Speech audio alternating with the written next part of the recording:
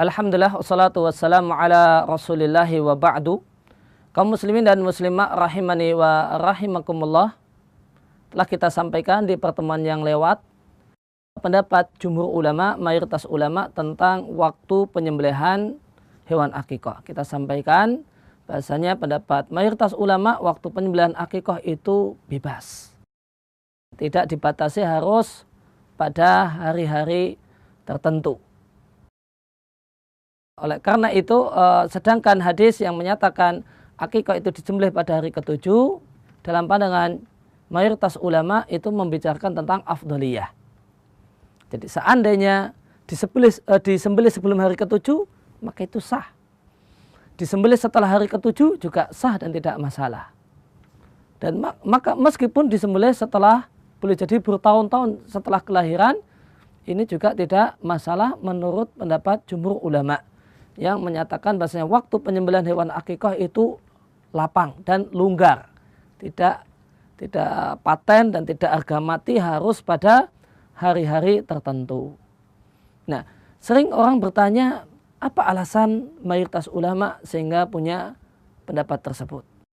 Bisa kita katakan, maka dalam kesempatan kali ini akan kita sampaikan alasan yang mendasari mayoritas ulama sehingga punya pendapat itu. Alasan yang pertama adalah hadis Samurah yang telah berulang kali kita sampaikan, yaitu sabda Nabi yang menyatakan, Nabi SAW yang menyatakan anak itu tergadai dengan akikahnya.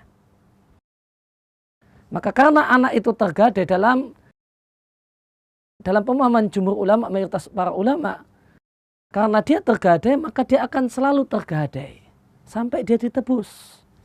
Boleh jadi dia diakikahi oleh orang tuanya, ataupun oleh kakeknya, ataupun oleh dirinya sendiri. Maka kata-kata tergadai ini menunjukkan bahasanya waktu penebusan itu tidak harus waktu tertentu. Sebagaimana ketika kita punya utang dengan orang lain dan ada jaminan yang kita berikan, maka tidak ada waktu tertentu yang baku yang tidak boleh diubah-ubah untuk menebus barang gadaian tersebut. Kapan kita punya uang, kita lunasi utang, maka kita bawa pulang barang gadai kita. Maka karena Nabi mengatakan akikah itu statusnya sebagai gadai, maka waktunya longgar. Tidak harus dibatasi pada waktu-waktu tertentu. Kemudian alasan yang kedua yang menunjukkan bahwasanya waktu penyembelihan hewan akikah itu longgar. Alasan yang kedua adalah, di samping alasan pokok adalah alasan yang pertama tadi, ini dikuatkan dengan satu hadis yang isinya menceritakan kalau Nabi mengakikahi dirinya sendiri setelah beliau menjadi Nabi.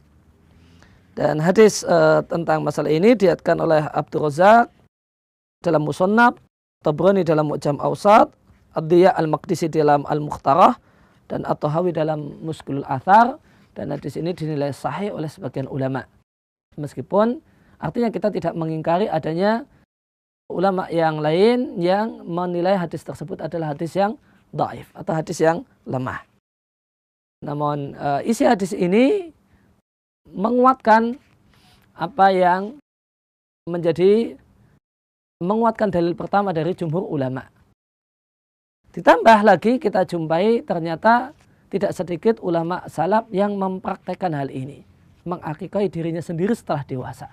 Tercatat di sini ada beberapa nama ulama di masa tabi'in yang mengakikahi dirinya sendiri setelah dewasa. Artinya ketika bayi mereka tidak diakikahi oleh orang tuanya. Ada nama Atha bin Abi Rabah, demikian juga Hasan al-Basri dan Muhammad ibn Sirin rahimahumullahu ta'ala.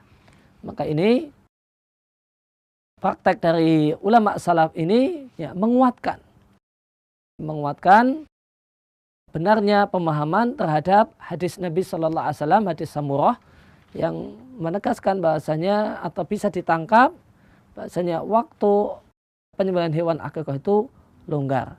Adapun 7, 14, demikian juga 21 adalah hari yang afdol. Namun itu bukan harga mati. Boleh diakikahi sebelum hari ke-7 dan boleh diakikahi setelah hari ke-7 Dan paling afdal adalah pada hari ke-7.